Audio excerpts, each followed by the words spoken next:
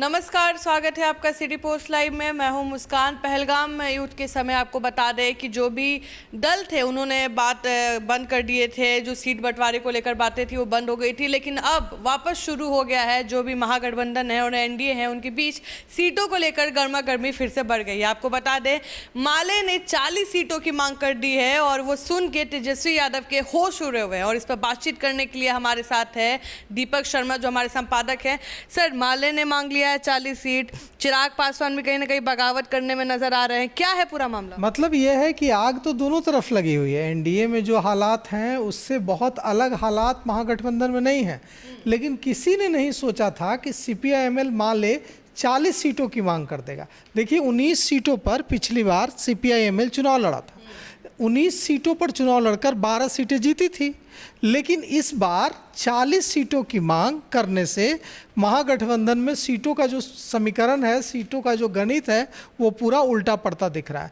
क्योंकि 40 सीटें कहाँ से देंगे तेजस्वी यादव? मुकेश सहनी 60 सीटें मांग रहे हैं। अब सवाल यह उठता है कि अगर जिसको जितनी सीटें चाहिए उतनी सीटें तेजस्वी यादव को देनी हो तो उनको 400 सीटें चाहिए बिहार में। 400 सीटें अगर हो 243 की जगह, तब सबको संतुष्ट किया जा। लेकिन मुकेश सहनी को डिप्टी सीएम का फेस भी तो बनाने का बात कर रही है राजद। कौन कर रहा है? राजद के प्रमुख अध्यक्ष बात कर रहे हैं कि हम दलित का लड़का डिप्टी सीएम नहीं बन सकता है, मुकेश सहनी नहीं बन सकते हैं। कोई नहीं, किसी ने भी अभी तक मुकेश सहनी का नाम लेकर यह ऐलान नहीं किया। मुकेश सहनी खुद को ही रोज डिप्टी सीएम घोषित करते रहते हैं। अभी तक महागठबंधन, देखिए महागठबंधन में राष्ट्रीय जनता दल के घोषित करने से कुछ नहीं होता है, कांग्रेस के घोषित करने से कुछ नहीं होता है। सवाल यह उठता है कि घोषणा तो तब होगी ना जब महागठबंधन कहेगा कि मुकेश सहनी हमारे डिप्टी सीएम हैं, तब कैंडिडेट हैं, तेजस्वी यादव हमारे सीएम कैंडिडेट हैं, तब मानेंगे ना। अगर तेजस्वी यादव खुद को सीएम कैंडिडेट घोषित कर लें, मुकेश सहनी खुद को डिप्टी सीएम घोषित कर लें, तो इससे तो कोई डिप्टी सीएम कैंडिडेट नहीं हो जाता है ना। क्या महागठबंधन ने अभी तक घोषित किया कि मुकेश सहनी डिप्टी सीएम होंगे? नहीं। महागठबंधन कोई तेजस्वी यादव की पार्टी तो नहीं है, यह तो ग्रुप ऑफ पार्टीज है ना, अलायंस है। तो देखिए अभी माले ने जो मांग रखी है कि 40 सीटें चाहिए, इसके बाद पूरा सीटों का गणित गड़बड़ा गया है और सबके होश उड़े हुए। किसी को उम्मीद नहीं थी कि माले अचानक से इतनी बड़ी मांग लेकर आ जाएगा। अगर हम देखें पिछली बार जो स्ट्राइक रेट था मुस्कान जी, तो 19 सीटों पर सीपीआई-एमएल माले ने चुनाव लड़ा था पिछली बार और 19 सीटों पर चुनाव लड़कर 12 सीटों पर जीत हासिल की थी। तो सबको यह लगेगा, जो भी गणित के आधार पर बात करेगा, कि जो पार्टी 19 सीटों पर लड़कर 12 सीटें जीत जा रही है, निश्चित रूप से उसका स्ट्राइक रेट अच्छा है, तो उसको ज़्यादा सीटें मिलनी चाहिए। लेकिन 19 से 25 हो सकता है, 30 भी नहीं हो सकता, बैंडविड्थ ही नहीं है, जगह ही नहीं है महागठबंधन में। लेकिन 19 से 40 कैसे हो सकता है? अगर कोई 30 भी मांगता, बात 25 तक सेटल हो जाएगी, 24 तक सेटल हो जाएगी। 40 दीपांकर भट्टाचार्य, वे जब हाल ही में पटना आए थे तो दीपांकर भट्टाचार्य ने पत्रकारों से बातचीत में इसके संकेत तभी दे दिए थे। उनसे पूछा गया था कि सीएम कैंडिडेट कौन होगा महागठबंधन का, तो उन्होंने कहा था कि चुनाव लड़ेंगे, चुनाव जीतेंगे, तब न बात आएगी कि सीएम कौन होगा। यह स्टैंड कांग्रेस का स्टैंड है कि चुनाव लड़ेंगे, जीतेंगे, तब डिसाइड करेंगे कि बिहार का मुख्यमंत्री कौन होगा। यह स्टैंड राष्ट्रीय जनता दल का स्टैंड नहीं है। राष्ट्रीय जनता दल का स्टैंड है कि तेजस्वी यादव सीएम फेस हैं, तेजस्वी यादव सीएम कैंडिडेट होंगे और तेजस्वी यादव के नेतृत्व में चुनाव लड़ेंगे। हम जनता के बीच यही बैनर पोस्टर लेकर जाएंगे कि अगर आप महागठबंधन के प्रत्याशी को वोट देते हैं तो तेजस्वी यादव आपके सीएम होंगे। लेकिन कांग्रेस ऐसा नहीं चाहती है। और माले के महासचिव, राष्ट्रीय महासचिव दीपांकर भट्टाचार्य ने भी जो संदेश दिया, उसके मुताबिक माले भी यही चाहती है कि बिना सीएम कैंडिडेट के हम चुनाव मैदान में उतरें और चुनाव बाद जो बड़ी पार्टी होगी, निश्चित रूप से राष्ट्रीय जनता दल, उसका जो विधायक दल का नेता होगा वो सीएम होगा बिहार का। लेकिन अब दबाव बनाने की बात तो अलग थी। अब जब माले ने 40 सीटों की मांग रख दी है तो इस लगे हाथ सीपीआई सीपीएम कैसे पीछे रहते? तो सीपीआई सीपीएम ने आश्चर्यजनक मांग रख दिया। उन्होंने कितना मांग लिया? आप हैरान रह जाएंगी, 20-20 सीटें। सीपीआई को, माकपा को 20 सीट, सीपीआई भाकपा को 20 सीटें चाहिए और सीपीआईएम माकपा को चाहिए 20 सीटें। आप सोच लीजिए कि 40, 20 60 और 20 80 सीटें लेफ्ट को कहाँ से दे देंगे? और फिर तो चुनाव कैसे लड़ेंगे? फिर राजद कितने सीट पे लड़ेगी, कांग्रेस को कितना सीट मिलेगा? और अगर 20 सीटें सीपीआई भाकपा और सीपीआईएम माकपा को 20 सीटें, 40 सीटें और 40 सीटें मान ले सीपीआईएमएल 80 सीटें, अगर 80 सीटें लेफ्ट को मिल जाएंगी तो 80 सीट तो फिर मांग लेगी कांग्रेस। तो कितना मतलब हालत यह हो गई है कि अगर 400 सीटें होती तो शायद बात बन जाती। मतलब महागठबंधन में जो सीटों की डिमांड, जिस तरह से सुरसा का मुंह खुलता था ना, उस तरह से सीटों की डिमांड है। अब सब कोई इस बात को लाइटली ले रहा था, बहुत हल्के में ले रहा था कि ठीक है मुकेश सहनी 60 सीटों की मांग कर रहे हैं, लेकिन ठीक है जब बातचीत होगी तो वे लाइन पर आ जाएंगे। लेकिन माले वैसी पार्टी नहीं है। लेफ्ट की राजनीति ऐसे नहीं होती है कि हम 40 मांग लें और फिर 10 पर सेटल हो जाए। लेफ्ट अगर सीपीआईएमएल अगर 40 मांग रहा है, मतलब वो इशारा दे रहा है कि अगर आप हमारी वैल्यू नहीं समझेंगे तो हमें विचार करना पड़ेगा। आप सोचिए कि क्या होगी।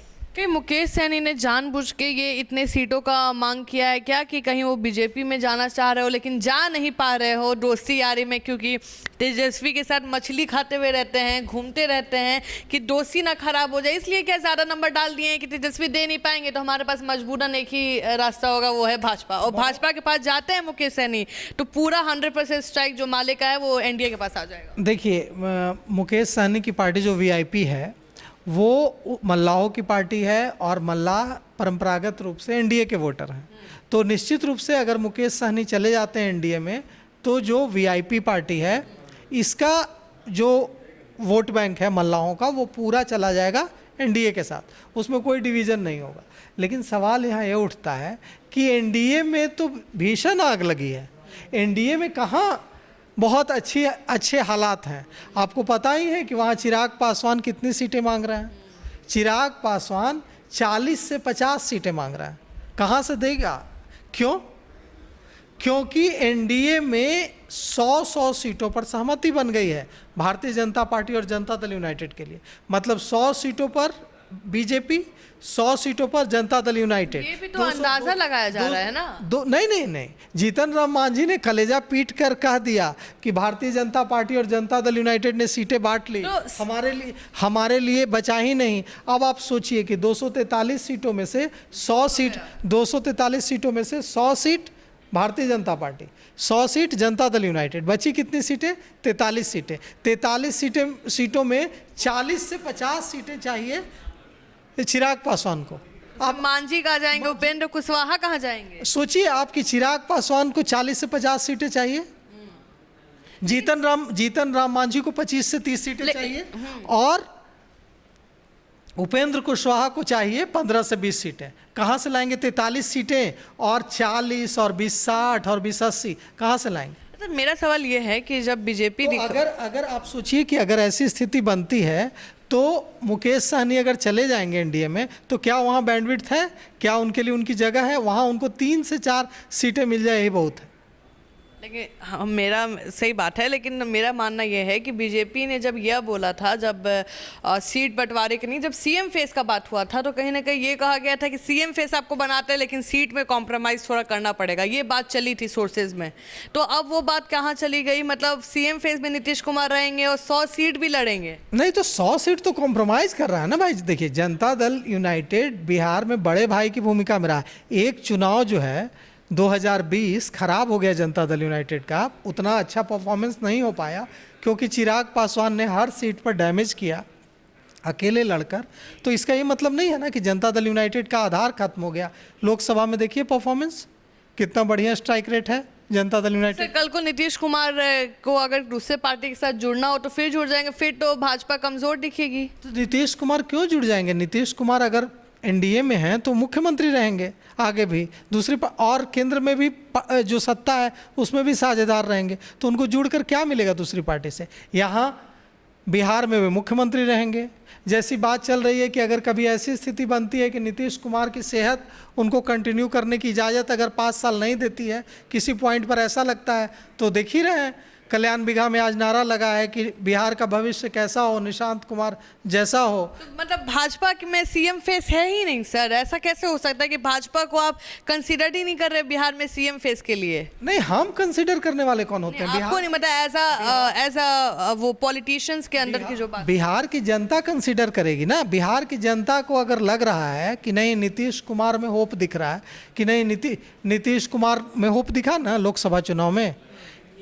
देखिए, जनता दल यूनाइटेड के राष्ट्रीय कार्यकारी अध्यक्ष हैं संजय झा। संजय झा जब आए थे बिहार, तो उन्होंने जो कार्यक्रम हुआ पार्टी का, उसमें उन्होंने एक बड़ी बात कही। उन्होंने कहा कि जब जब यह ऐलान किया जाता है कि नीतीश कुमार का युग खत्म हो गया, अब नीतीश कुमार कोई कमाल नहीं दिखा पाएंगे, तब तब नीतीश कुमार की पार्टी को इतना ज़्यादा वोट आ जाता है कि दिल्ली में बैठे जो लोग हैं, जो पेन पेपर लेकर कैलकुलेट करके बताते हैं चुनाव से पहले कि किसको कितनी वोट, एग्जिट पोल, किसको कितना वोट आएगा, और जो एसी में बैठे लोग हैं उनके होश उड़ जाते हैं चुनाव के बाद कि अरे नीतीश कुमार को इतना वोट कहाँ से आ गया। तो देखिए, इसमें कोई दो राय नहीं है कि नीतीश कुमार का आज भी बिहार की राजनीति में नीतीश कुमार बैलेंसिंग फैक्टर बने हुए हैं, और माइनस नीतीश कोई बिहार में सरकार नहीं बना सकता। महागठबंधन में जो सिर्फ उटव्वल है, वह सिर्फ उटव्वल कांग्रेस की वजह से है, थी। अब तक लग रहा था कि माले की वजह से कोई दिक्कत नहीं आएगी, क्योंकि माले अपना समर्थन व्यक्त करता रहता था मजबूती से राष्ट्रीय जनता दल के साथ। लेकिन माले ने जिस तरह से 40 सीटें मांग दी हैं, इसके बाद तेजस्वी के लिए मुसीबत बन गई है।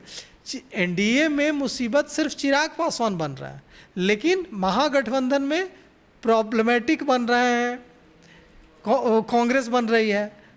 अब तक लग रहा था कि तो बन ही रहे हैं, फिर वहाँ पे झूठ कौन है, यूनिटी किसके साथ? वही बोल रहे हैं कि अब जो है परेशानी का सबब सिर्फ कांग्रेस नहीं है, लेफ्ट ने भी क्लियर कट संकेत दे दिया है, साफ साफ संकेत दे दिया है कि अब 40 सीटें चाहिए माले को, 20 सीटें भाकपा, 20 सीटें माकपा। सोचिए कि क्या हालात हैं। और जो लालू की अनुपस्थिति में, जब राजद सुप्रीमो लालू प्रसाद यादव की सेहत उनको नेगोशिएशन टेबल पर आकर एक्टिव तरीके से पार्टिसिपेशन की इजाज़त नहीं दे रही है, ऐसे समय में जब तेजस्वी यादव पहली बार टेबल पर बैठकर सीटों को फाइनलाइज करने की कोशिश कर रहे हैं, तो उनके सामने कितनी बड़ी मुसीबत आन खड़ी हुई।